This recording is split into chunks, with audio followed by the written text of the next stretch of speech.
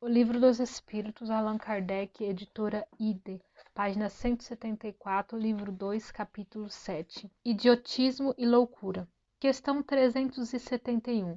Tem fundamento a opinião segundo a qual os cretinos e os idiotas têm uma alma de natureza inferior?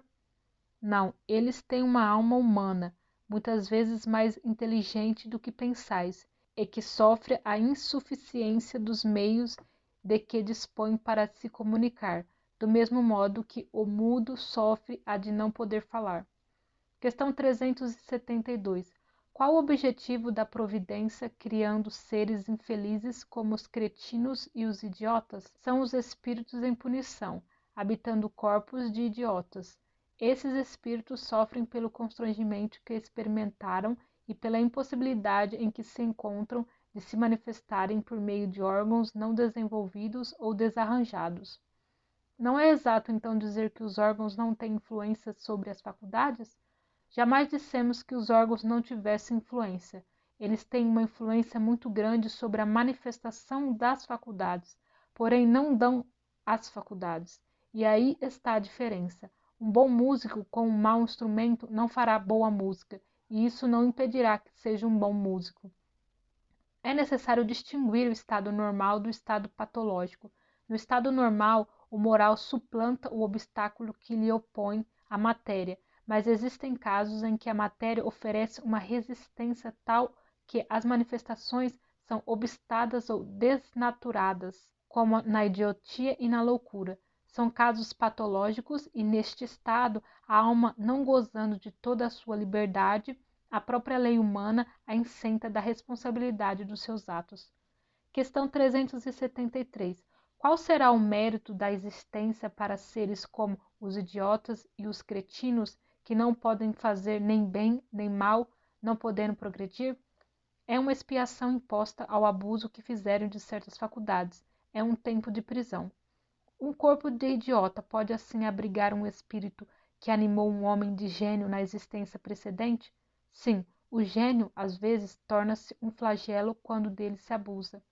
A superioridade moral não está sempre em razão da superioridade intelectual, e os maiores gênios podem ter muito a expiar. Daí resulta frequentemente para eles uma existência inferior à que tiveram e uma causa de sofrimento. Os entraves que o espírito experimenta em suas manifestações lhe são como as correntes que comprimem os movimentos de um homem vigoroso. Pode-se dizer que o cretino e o idiota são estropiados pelo cérebro, como é o coxo pelas pernas, o cego pelos olhos. Questão 374. O idiota no estado do espírito tem consciência de seu estado mental? Sim, muito frequentemente ele compreende que as cadeias que entravam seu voo são uma prova e uma expiação. Questão 375. Qual é a situação do espírito na loucura? O espírito no estado de liberdade recebe diretamente suas impressões e exerce diretamente sua ação sobre a matéria. Encarnado, porém, encontra-se em condições muito diferentes e na contingência de só o fazer com a ajuda de órgãos especiais. Que uma parte ou um conjunto desses órgãos seja alterada, sua ação ou suas impressões naquilo que concerne a esses órgãos ficam interrompidas. Se ele perde os olhos, torna-se cego, se perde o ouvido, torna-se surdo, e etc. Imagina agora que o órgão que preside aos efeitos da inteligência e da vontade seja parcial ou inteiramente atacado ou modificado, e te será fácil compreender que o espírito, não tendo mais a seu serviço senão órgãos incompletos ou desnaturados, deve-lhe resultar uma perturbação, da qual por si mesmo e no seu foro íntimo tem perfeita consciência, mas não é senhor para deter o curso. É então sempre o corpo e não o espírito que está desorganizado? Sim, mas é preciso não perder de vista que, do mesmo modo que o espírito atua sobre a matéria, esta reage sobre ele em uma certa medida e que o espírito pode se encontrar momentaneamente impressionado pela alteração dos órgãos pelas quais se manifesta e recebe suas impressões.